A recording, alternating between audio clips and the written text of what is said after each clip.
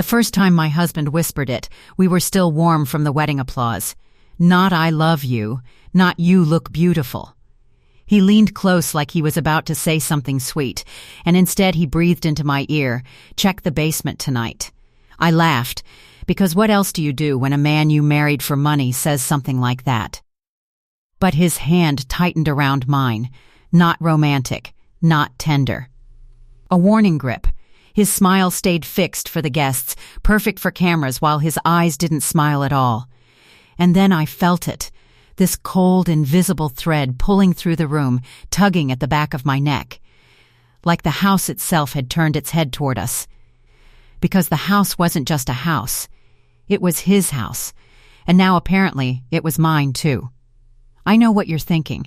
I married my boss for money. I'm not proud of that sentence, but it's true. It's also not the whole truth. I didn't marry him because I was greedy. I married him because I was drowning, rent overdue, my mother's medical bills stacked like a threat on the kitchen table, my younger brother texting me I'm fine when I knew he wasn't. My life felt like a cup filled right to the rim. One more shake and everything would spill. Then came Mr. Harlan Voss, CEO, immaculate suits, voice like smooth steel. At work, people treated him like gravity. When he entered a room, everyone adjusted without realizing. Papers aligned, spines straightened, smiles appeared like masks. He noticed me on a day I didn't want to be seen. I'd been crying in the stairwell, face pressed to my sleeve, trying to swallow panic quietly.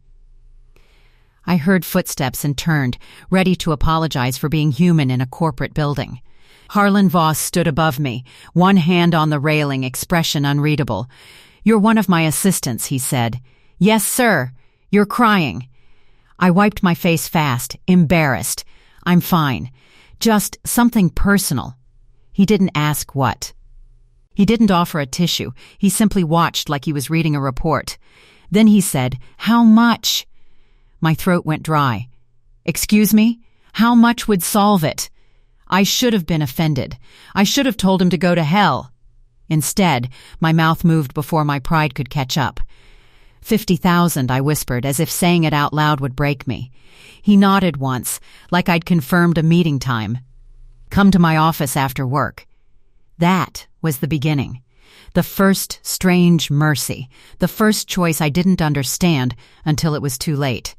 Within a week, my bank account stopped gasping. Within a month, my mother's treatments were scheduled without me having to beg the billing department. Within 2 months, my brother stopped lying about having enough food. And Harlan was consistent, controlled, unreadable. He never touched me at the office, never made comments, never did anything you could report to HR. But he started inviting me to dinners where no one talked, to charity events where cameras flashed and strangers shook my hand like I was already important. Then one late night, as we were leaving a fundraiser, he opened the passenger door of his car and said, calmly, like ordering coffee, "Marry me." I froze. The streetlights made his eyes look even darker. "That's not funny," I said. "It's not a joke." He slid inside and waited for me to get in too, like my answer had already been accounted for. "Why?" I asked, breath visible in the cold. "Why would you marry me?" He looked forward, hands on the wheel, voice low. "Because you're discreet." That was it. Not beautiful, not kind, not loving, discreet. The word made my stomach twist, but I heard the other things too. The unsaid things. Money. Stability. Safety. A life raft. So I asked the question that felt like swallowing glass. "What do you get out of it?" His jaw moved once. "Peace." I should have asked what he meant by that. I should have pushed until the truth cracked. Instead, I said yes.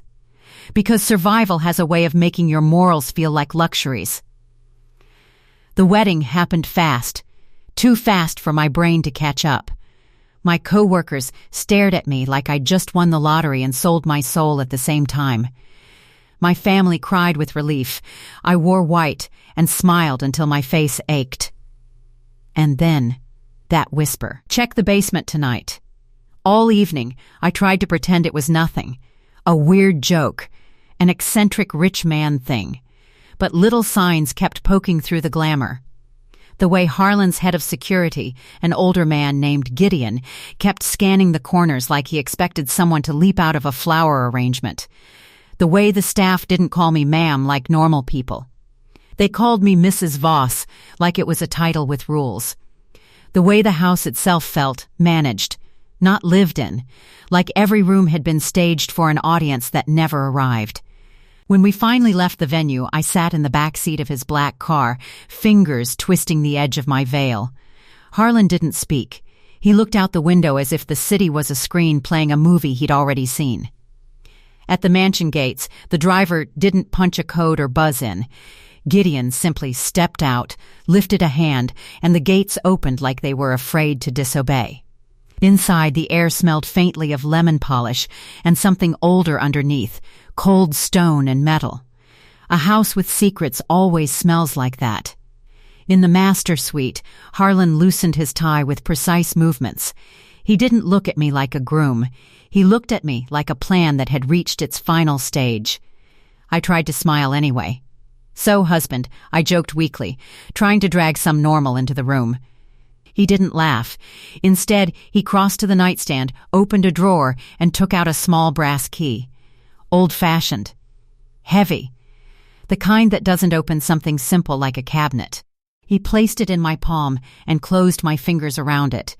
The metal was cold enough to sting. "Basement," he said again. I swallowed. "Why?" His eyes flicked to the door, just a glance, but sharp, like he was checking whether someone could hear. Then he stepped closer, close enough that I could smell his cologne, something expensive layered over something sharp, like cedar and smoke. His voice dropped until it was barely sound. "Because you married me for money," he murmured, and my face heated with shame even though he said it like a fact, not an insult. "And I married you because you're smart enough to understand an exit when you see one." My mouth went dry. An exit from what? For the first time since I'd known him, his composure cracked, not with emotion, but with something like urgency. He lifted his hand and, with one finger, tapped my chest right over my heart. "Tap. Tap." Like a countdown. "Tonight," he said, "you'll learn what my peace costs." A shiver ran through me. "Harlan," he turned away abruptly, as if he'd said too much. He walked to the bathroom, stopped, and without looking back, added, "And whatever you do, don't make noise." The door closed. I stood there in my dress, holding the key like it weighed 100 pounds. The mansion was quiet. Too quiet. The kind of quiet that isn't peace, but control. Somewhere deep inside the house, something clicked. Not a clock. Not plumbing. A deliberate sound, like a lock sliding into place. My pulse raced. I looked down at the key, brass catching the lamplight, and I swear, on everything I've ever loved there were faint scratches on it, as if it had been used and used again by trembling hands. I approached the bedroom door and listened. Nothing. No footsteps. No voices. No laughter. Just that heavy, suffocating stillness. Then I heard it again. A soft mechanical hum, not from the room, from beneath the floor, from the basement. I tightened my grip on the key until it hurt, and I realized the truth in a single horrifying thought. I didn't marry into wealth. I married into a house that was trying to hide something. And tonight, my husband had just given me permission to find it. I slipped off my heels, lifted my skirt, and stepped into the hallway. Barefoot, silent, heart banging like it wanted out. At the far end of the corridor, past the portraits that watched me like judges, there was a narrow door I hadn't noticed before.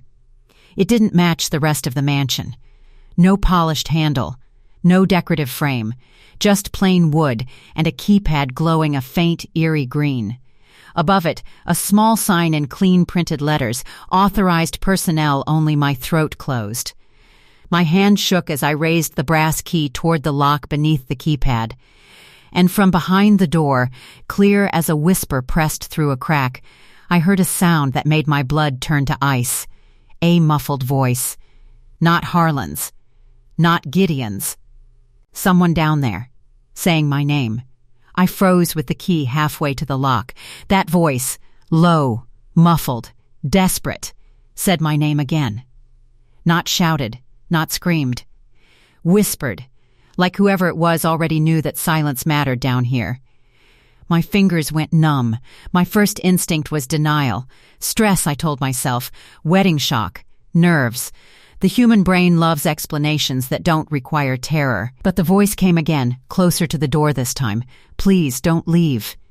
My stomach dropped so hard I thought I might be sick on the polished marble floor. I glanced over my shoulder, half expecting Harlan to be standing there, arms folded, watching some twisted test unfold. The hallway was empty. The portraits, stern men and women from decades past, stared straight ahead, lips sealed. The house was complicit. I pressed my ear to the door. The hum behind it wasn't mechanical now. It sounded alive, air moving through vents, faint rhythmic clicks, like machines breathing. "Who's there?"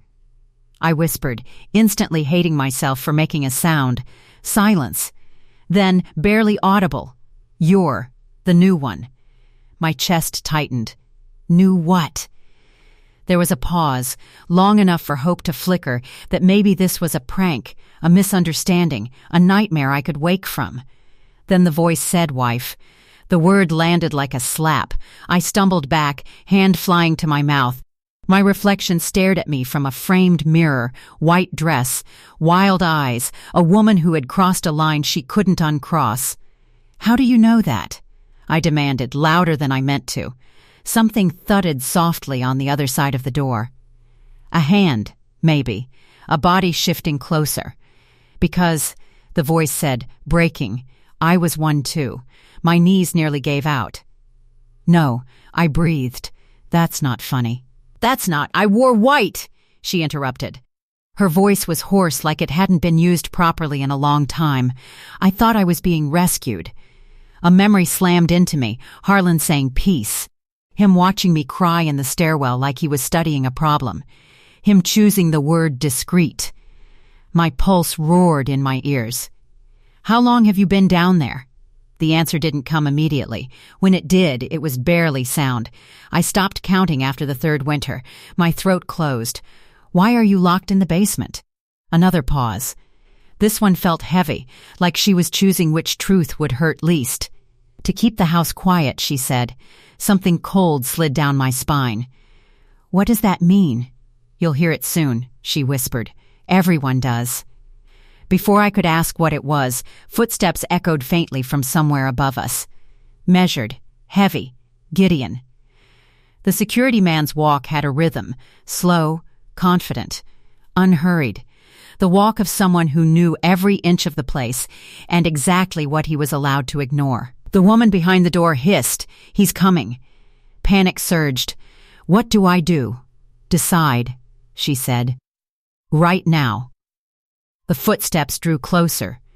I stared at the key in my hand, at the keypad glowing patiently, at the door that separated me from a truth so dark it already felt alive. "Decide what?" I whispered.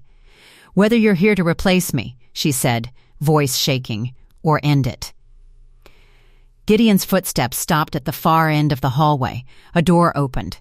Closed. I imagined his eyes scanning the corridor, noticing details normal people wouldn't.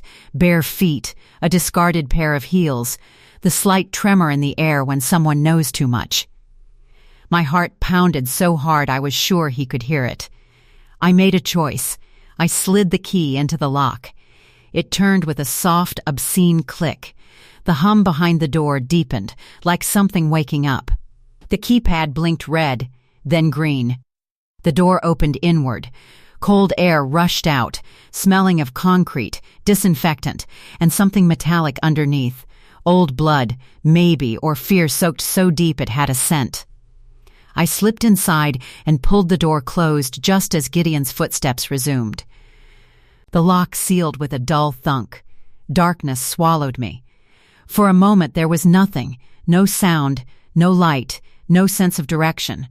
I stood there shaking, wedding dress brushing against my ankles, wondering if I had just stepped into my own grave. Then the lights flickered on. Rows of fluorescent panels hummed overhead, revealing a space far larger than any basement should be.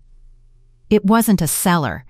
It was a facility. Concrete floors stretched out like a warehouse.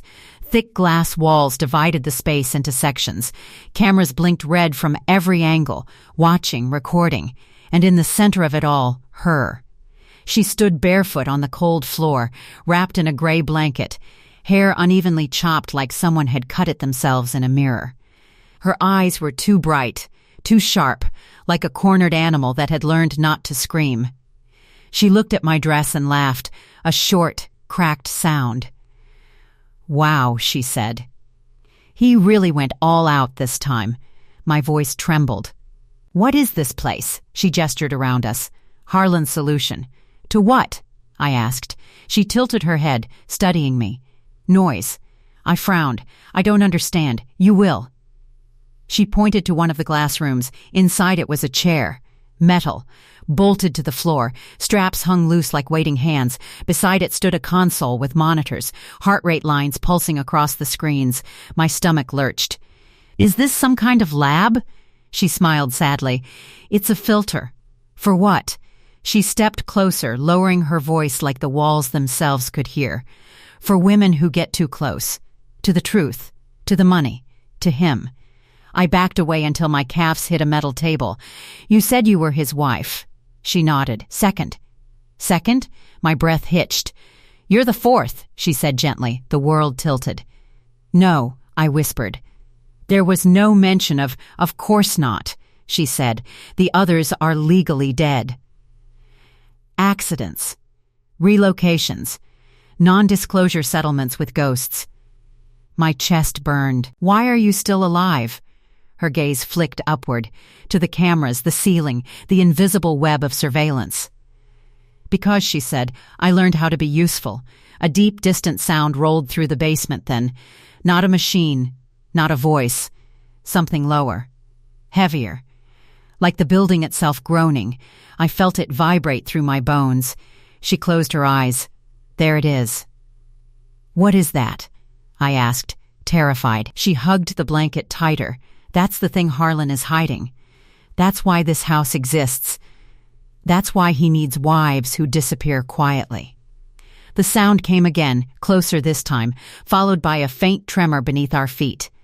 Dust drifted from the ceiling. My heart raced. What's in the basement below this? She opened her eyes and looked at me with something like pity. "Harlan's real inheritance," she said. "And if you don't keep it calm," the lights flickered. "It starts looking for replacements." Above us, somewhere in the mansion, a door slammed shut.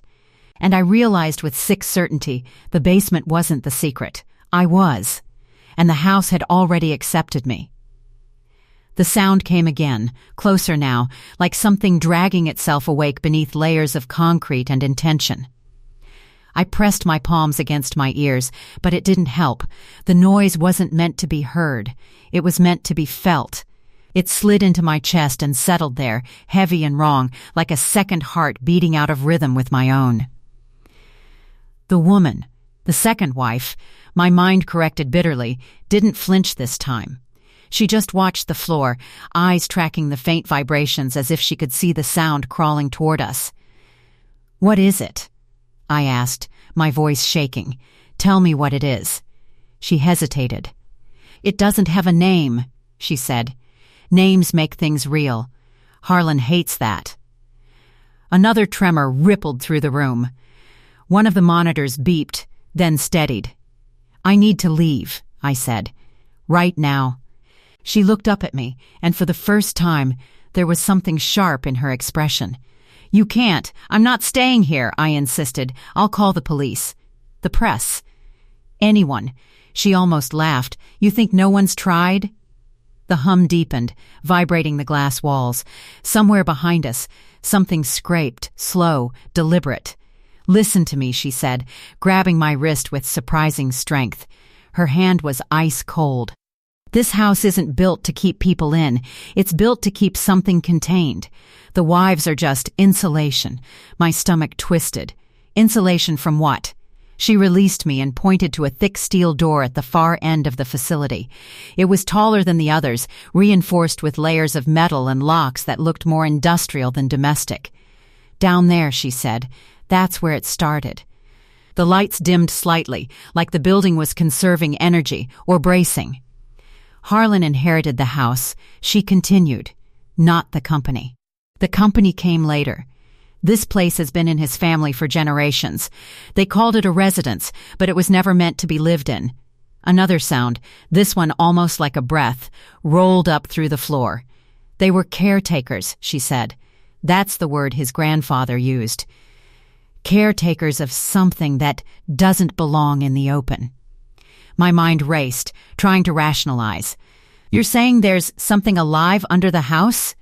Her eyes flicked to the ceiling cameras again. Alive is a generous word. The monitors spiked suddenly. A low alarm chimed, soft but urgent. She stiffened. "He knows you're here." My heart slammed into my ribs. "Harlan?" She nodded, and Gideon. As if summoned, a voice crackled through hidden speakers, smooth, calm, infuriatingly familiar. "Darling," Harlan said. "I told you not to make noise. I spun, searching for him. You locked her down here. I shouted. You lied to me." A pause. Then a sigh, like I'd disappointed him with a late report. "I protected her," he said, "just as I'm trying to protect you." "From what?" I screamed. The sound beneath us surged, louder now, impatient. "From consequences," Harlan replied.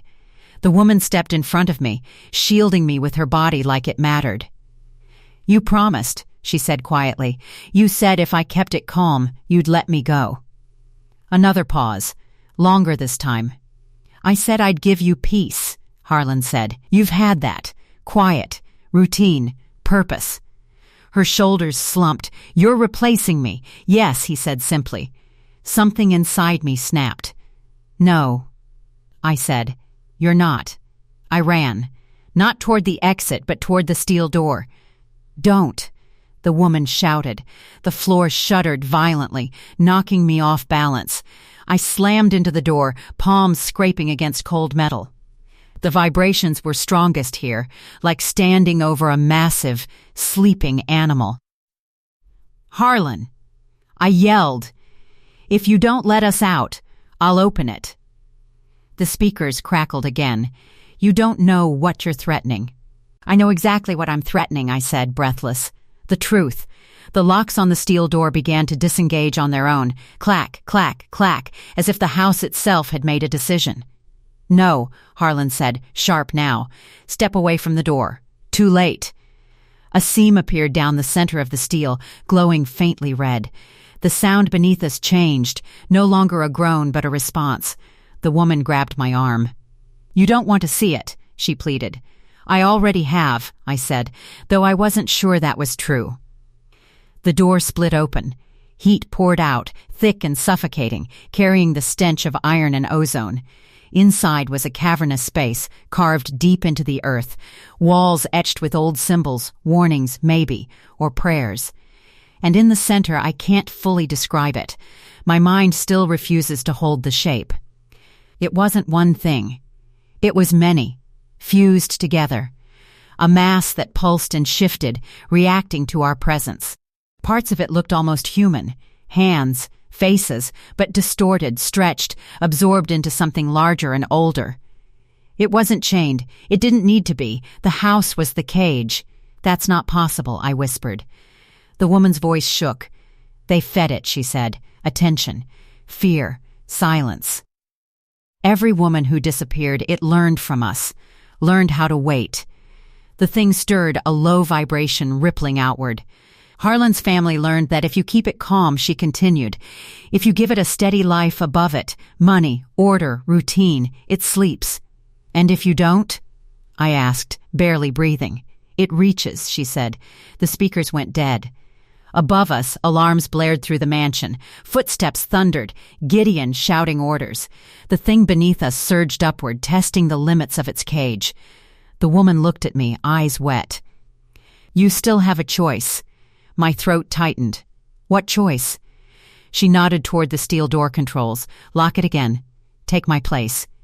Be quiet. Be his wife. And you? I asked. A sad smile crossed her face. I've been quiet long enough.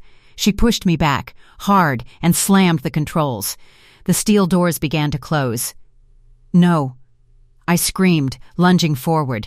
She met my eyes through the narrowing gap. End it, she mouthed.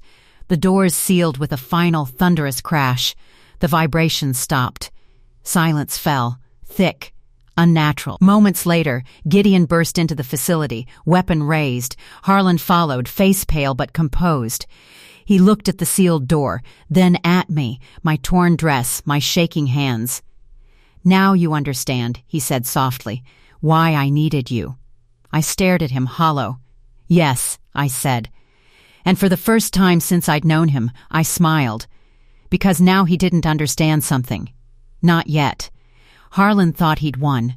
I could see it in the way his shoulders loosened as the alarms fell silent, in the way he spoke to Gideon with quiet efficiency instead of panic. The house settled too, lights stabilizing, that ever-present hum smoothing itself into something almost soothing.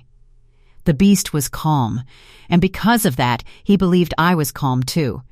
They escorted me back upstairs like I was fragile glass. Gideon didn't touch me, not once, but he stayed close enough that I could feel the heat from his body. A reminder. Harlan walked ahead, already reorganizing his world now that the variables were back in place. In the master suite, he poured 2 drinks. Whiskey. Expensive. Controlled. You were brave tonight, he said, handing me the glass. I took it. My hand didn't shake. That pleased him. I didn't expect you to adapt so quickly, he continued. Most people break. I took a sip and let the burn ground me. You chose me because I'm discreet, I said. Yes, because I know how to survive, I added. A faint smile touched his mouth. Exactly. He sat across from me, studying my face like he was waiting for cracks to appear. I know this isn't the life you imagined, he said gently, rehearsed.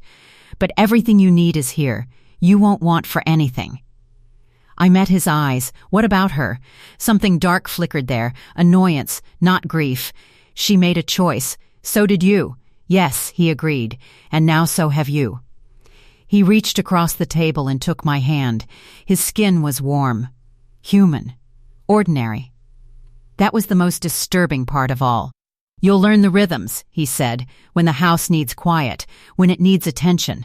The routines matter. Meals at the same time. Lights dimmed after midnight. Music, but not too loud. You'll feel it before it stirs. I nodded slowly, filing every word away. And if I don't? I asked. His grip tightened just enough to hurt. Then the house reminds you. I didn't flinch. That surprised him. Rest, he said after a moment. Tomorrow, Gideon will show you the monitoring systems. You're my wife. This is your responsibility now. He kissed my forehead. Clinical, possessive, and left. The door locked behind him. I sat there for a long time, staring at my reflection in the darkened window. The woman looking back at me wasn't the one who'd cried in a stairwell months ago. She was sharper now. Quieter. And very, very angry. The house taught me quickly. It spoke in vibrations and temperature shifts, in the way shadows gathered too thickly in certain corners when it was restless, in the way the air grew heavy if I raised my voice, like a warning hand pressing down. I learned how to keep it calm. But more importantly, I learned how to make it listen. The second wife, her name had been Elena, I found that in old records, had left traces everywhere. Hidden notes in books. Markings behind panels. Files buried deep in the house's private servers, mislabeled and forgotten. She hadn't been quiet out of submission. She'd been quiet while she studied. And she'd left everything she learned for the next one. For me. Late at night, while Harlan slept, I walked the halls barefoot, memorizing the house's pulse. I spent hours in the control room, pretending to learn maintenance while actually mapping access points, overrides, and fail-safes that hadn't been updated in decades. That was Harlan's weakness. He trusted legacy systems, family knowledge, tradition. He trusted that fear would keep me obedient. He never considered that fear could sharpen into something else. Hope. I learned the truth piece by piece. The thing beneath the house wasn't a demon or a monster in the way stories make them. It was older. A convergence. Something that fed on suppression, on buried lives, on silenced people. Harlan's ancestors hadn't created it. They'd found it, and instead of destroying it, they built a life around it. A business. A dynasty. They learned that wealth, order, and carefully controlled sacrifices kept it dormant. Wives weren't the first solution, just the most convenient one. I also learned something Harlan didn't know. The house wasn't just a cage. It was a circuit, and circuits can be overloaded. The opportunity came sooner than I expected. A charity gala. Cameras everywhere, important people sipping champagne, laughing under chandeliers. Noise. Too much of it. I felt the shift halfway through the night, the subtle pressure in my chest, the way the lights flickered once. Just once. Harlan noticed too. His eyes snapped to me across the room. I smiled. The hum deepened. I excused myself, heels clicking loudly on purpose as I made my way toward the east wing. Gideon moved to follow, but Harlan lifted a hand. "Let her," he said. "Mistake." In the control room, I didn't dim the lights. I turned them up. I rerouted power, opened vents, fed the house everything it hated: sound, attention, exposure. The beast stirred. Alarms screamed. Below us, the house groaned in agony. I heard shouting from the ballroom, glass shattering, panic blooming like a stain. Harlan burst into the control room, face twisted with fury. "What have you done?" I turned to him calmly. I listened. "You don't understand. I understand perfectly," I said. "It doesn't want wives. It wants truth." The floor bucked violently. He stumbled. "This ends now," I continued. "No more insulation. No more silence." He lunged for the controls. I was faster. I pulled the final override Elena had labeled in shaky handwriting, "Open to daylight." Deep beneath us, something howled, not in rage, but in release. The house screamed as walls cracked, and centuries of secrecy tore itself open. Harlan fell to his knees. "You'll destroy everything." I looked down at him, this man who'd mistaken control for peace. "No," I said softly, "I'm ending it." The ceiling split. Light poured in. And for the first time in generations, the thing beneath the house had nowhere left to hide. The house didn't collapse all at once. It fought. The first crack sounded like thunder snapping in half. Chandeliers shattered in the ballroom, raining crystal onto screaming guests. Walls split along seams that had been disguised for generations by wallpaper and art. The floor beneath my feet rippled, not breaking yet, resisting. The thing beneath us roared. Not with anger, with hunger. Harlan clutched the console, white-knuckled, eyes wild. "You don't know what you've done," he shouted over the alarms. "It will spread." "No," I said, steady even as the room shook. "It will be seen." That was what it feared. Exposure. The lights surged brighter, then blew out entirely. Emergency systems kicked in too late, too weak. Somewhere above us, glass exploded outward as windows gave way, letting the night air rush in like a gasp. I smelled earth, old earth, buried secrets finally inhaling. Harlan scrambled toward me. "Shut it down," he begged now, the mask fully gone. "Please. I'll give you everything. Money. Power. Your family." I flinched at that. "You already had them," I said quietly. "That's why this ends." The floor split between us. A jagged crack tore through the control room, glowing faintly from the heat below. Harlan fell back, barely catching himself on a railing. Below us, the steel doors to the lower chamber buckled. Not opening. Breaking. The sound that came out then wasn't something human ears were meant to process. It rattled through bone and memory, shaking loose images I didn't recognize. Faces. Hands, lives erased and absorbed. The thing was climbing. Gideon burst into the room, blood streaking his temple. "Sir, we need to evacuate now." Harlan laughed hysterically. "Evacuate?" You think you can run from this?" He turned to me, eyes shining with a manic clarity. "It needs someone," he said. "A focus. A voice. You've felt it. You know how to calm it." I did, and that terrified me more than anything else. The house lurched violently. Gideon lost his footing and slammed into the wall. A section of ceiling collapsed, missing him by inches. The beast surged upward, tendrils, or something like them, forcing their way through fractured concrete, tasting air it hadn't touched in centuries. I felt it then, not a pull, a recognition. It knew me, not because I was special, because I was loud, because I refused to disappear. Harlan crawled toward me. "Be its keeper," he pleaded, "like my family was, like I am. You can still have peace." I looked at him, this man who'd mistaken cages for homes, silence for order, and I saw the truth clearly at last. He wasn't protecting the world from the thing. He was protecting the thing from the world. I shook my head. "I won't replace you." His face twisted. "Then you doom everyone." "No," I said. "I free them." I ran, not away, but down. Gideon shouted after me, but I didn't stop. I leapt over fallen debris, slid down broken staircases, chased the heat and the roar straight toward the heart of it. Toward daylight. The chamber was chaos, walls peeled open, symbols burning away, the thing fully exposed now. It wasn't whole anymore, it was unraveling, destabilized by light, sound, attention. It recoiled as I approached. I raised my voice, not screaming, speaking. "I see you," I said. The thing convulsed. "You fed on silence," I continued, heart pounding, every instinct screaming at me to run. On women who were erased, on lives folded into nothing. The air screamed back. "But you don't own us," I said, "and you don't own me." The ceiling above finally gave way. Moonlight poured in, pure, unfiltered, devastating. The thing shrieked, its form tearing itself apart as it tried to retreat, to hide again. But there was nowhere left. Above me, I heard Harlan screaming my name, not in control now, but in terror.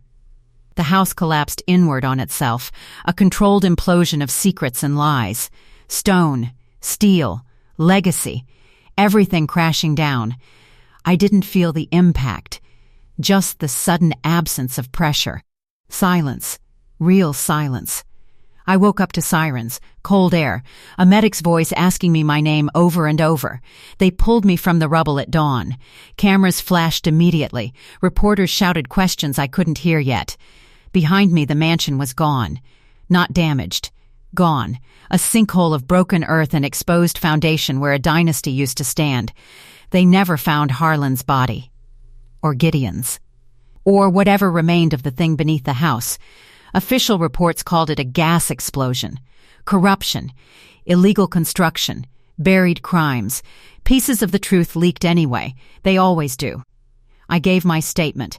I handed over Elena's files, every record, every name. It took months, but the company collapsed. Arrests followed, lawsuits, settlements. The noise never stopped again. Sometimes, late at night, I feel a vibration in my chest. Not hunger. Memory. I visit my mother without fear now. I sleep without locks. I speak without lowering my voice. And when people ask me why I married my boss, I tell them the truth. I thought money would save me. It didn't. But telling the truth did. Because some houses are built on silence, and the only way to survive them is to bring them down into the light. The silence after destruction is never empty. It's crowded with echoes.